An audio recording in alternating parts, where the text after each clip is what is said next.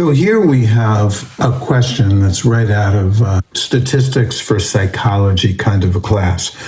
A researcher can probably get a paper published if she can show that an observed mean, now that's the same as a sample mean, that's X bar. So I think right away I'm just going to write want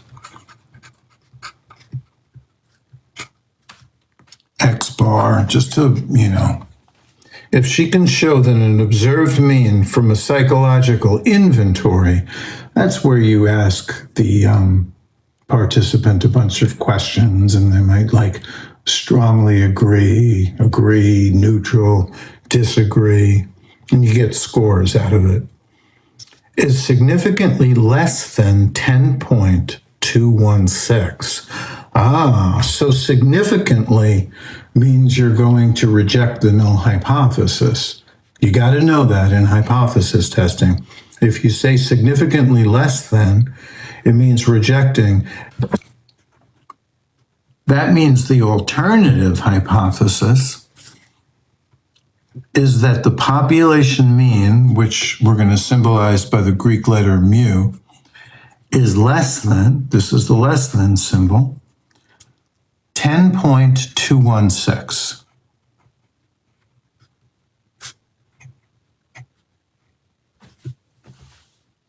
Okay.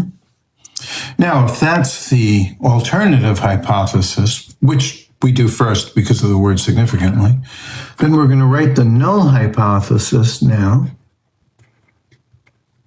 And that's that the population mean is equal to 10.216. And it says after a new psychological intervention, that's just fancy lingo for doing something, like some kind of a treatment, probably involves some kind of therapy. She has been told to assume the population standard deviation. Okay, we better write down the symbol for that, which is sigma. So the lowercase Greek letter sigma is the population standard deviation. And it says should be 7.65. Put it in. She has scores from a random sample of 13 subjects. So n equals 13.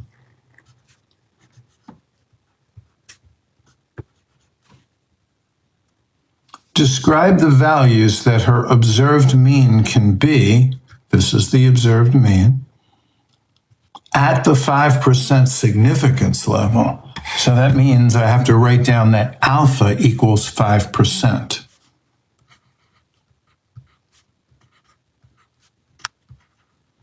And it's not a bad idea to write this as a decimal also, because we're going to be looking this up in a table.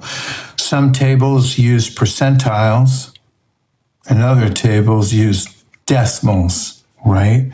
So you should, not the worst idea to have it both on your piece of paper.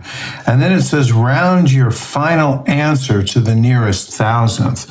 So I'm going to put in 3 little boxes here and a little decimal point. And there's going to be a symbol, right?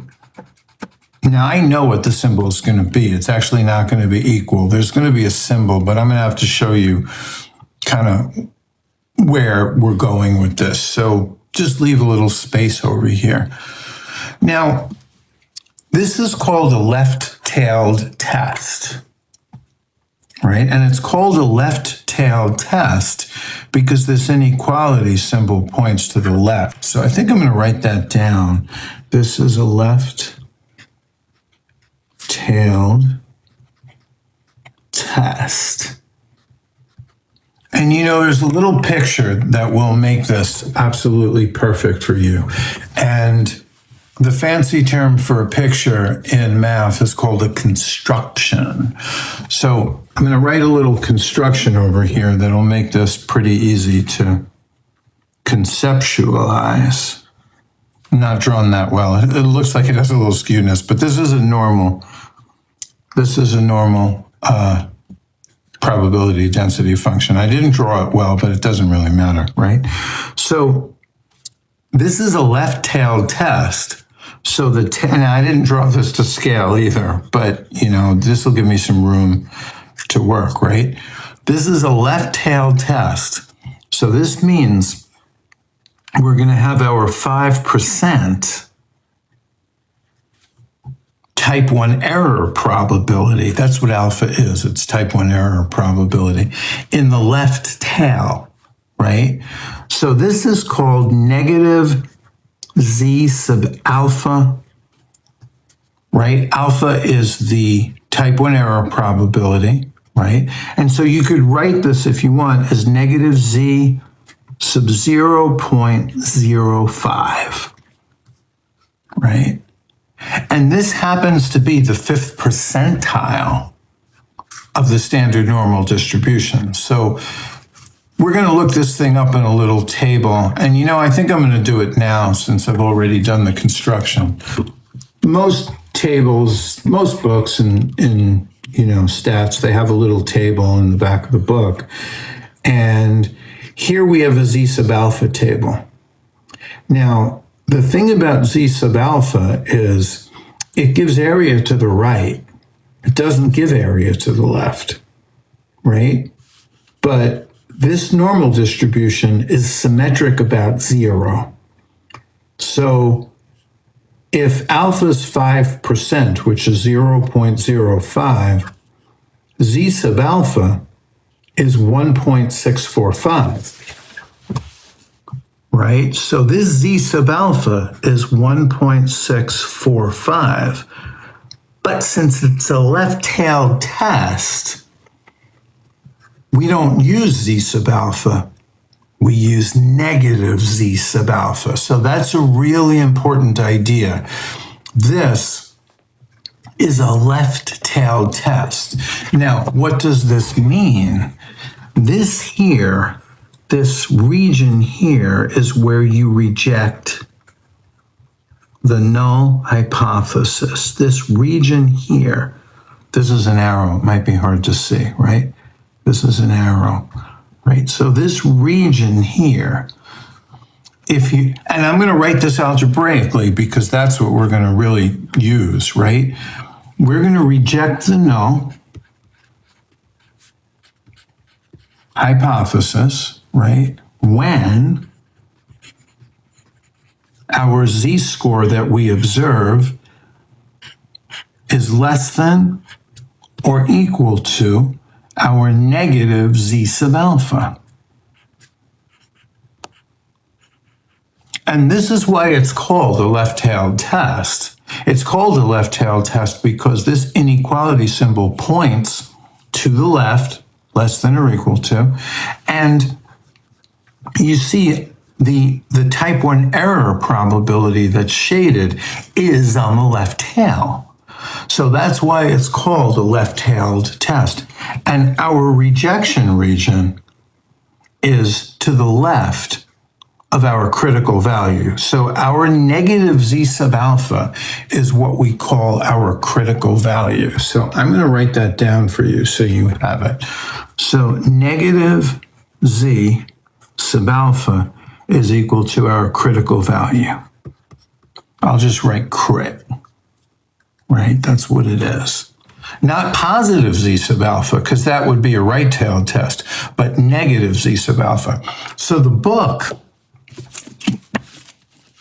table in the book, this is an important idea. The table in the book gives you the critical value for the right-tailed test because it's not negative.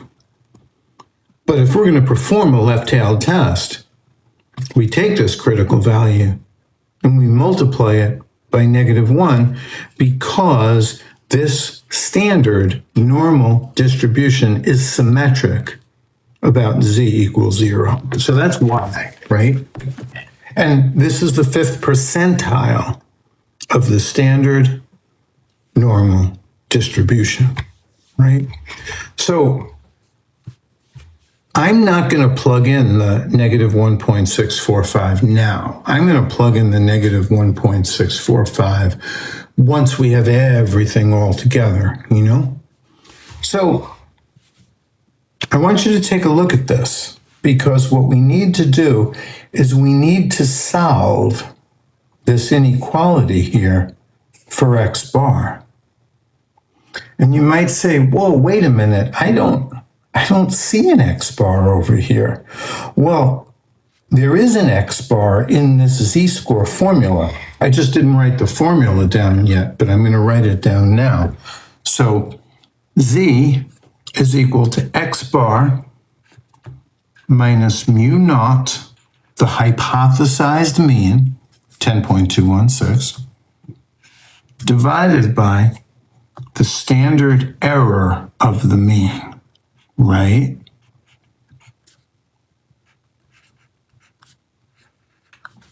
And this is an alpha, not a 2.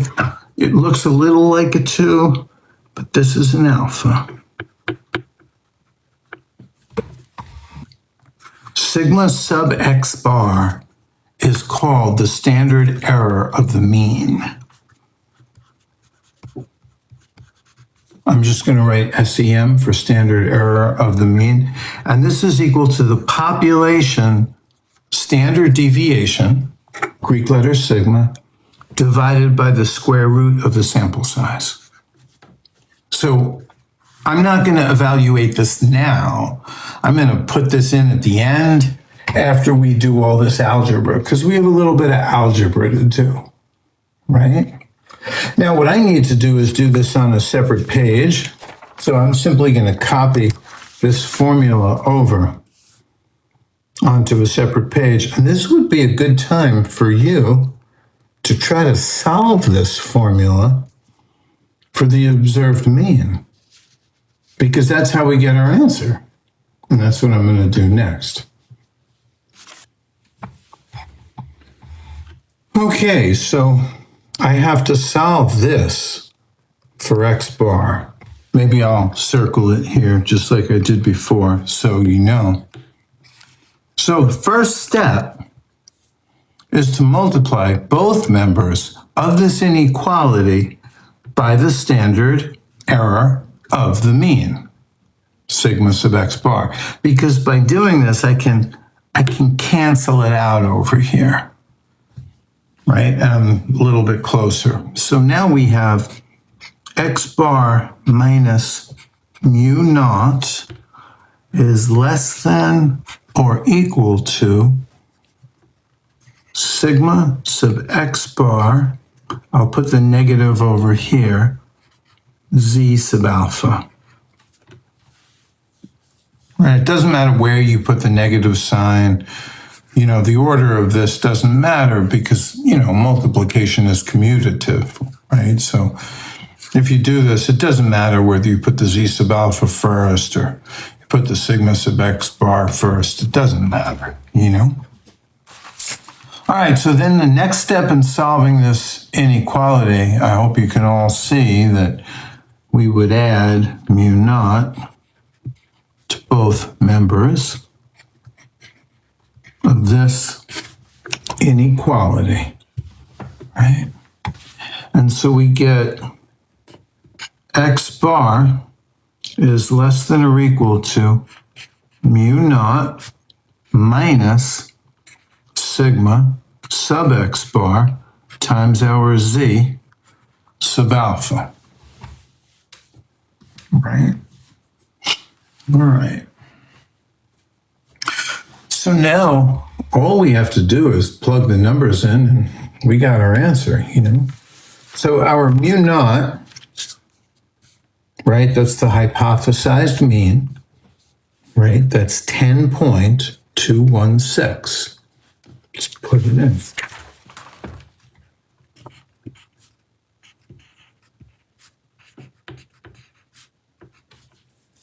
Now, our sigma sub x bar is the standard error of the mean. That's sigma divided by the square root of n. That's 7.65 divided by the square root of 13.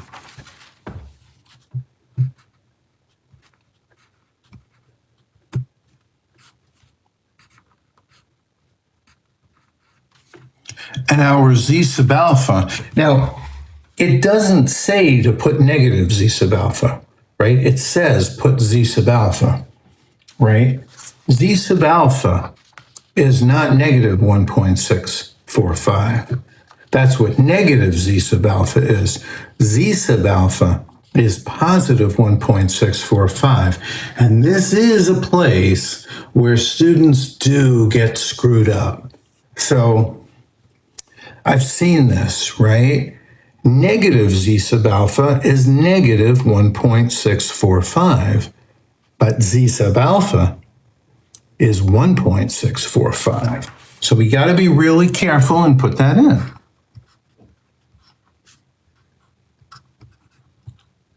Now, sometimes when I do this on the board in class, students say, yeah, but where did the negative go? Like you made a big deal about the negative. Where did the negative go?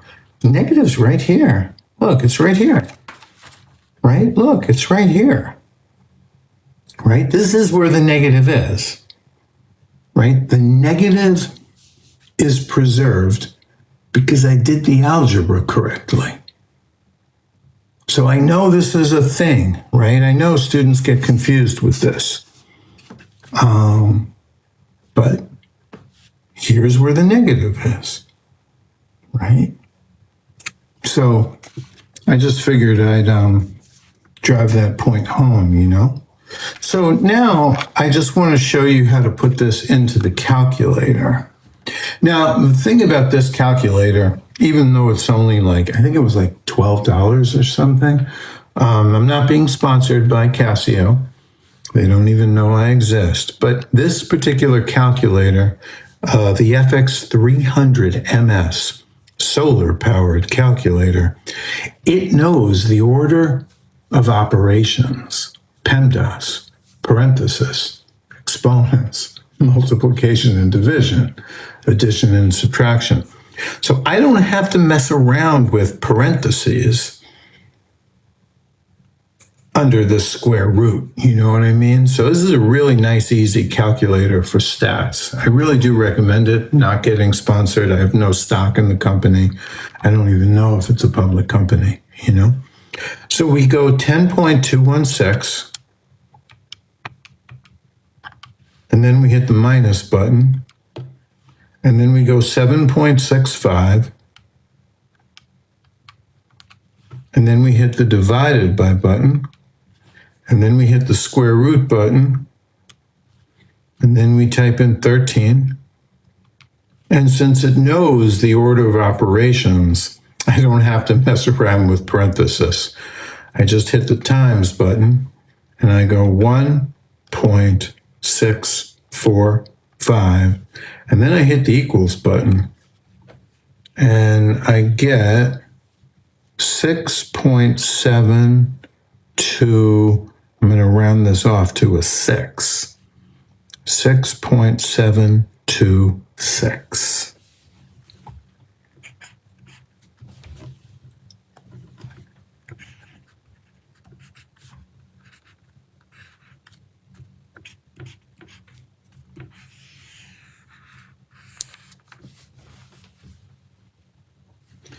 And I remembered that I had to round this to the nearest thousandth, but, you know, if I was taking this under test conditions and was nervous, I'd be kind of glad that I had these 3 little boxes to remind me. She can lay claim to an observed mean significantly, let me make sure I'm in the frame, yeah, significantly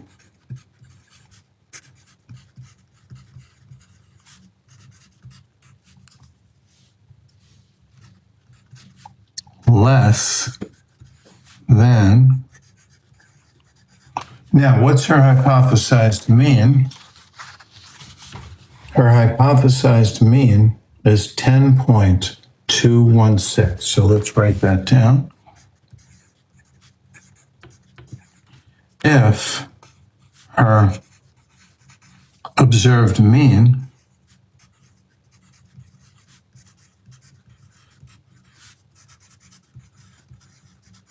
is less than or equal to, what did we get? We got 6.726.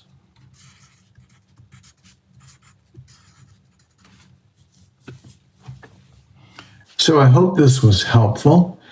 And with that, this is Dr. J. Lee Noose for College Statistics.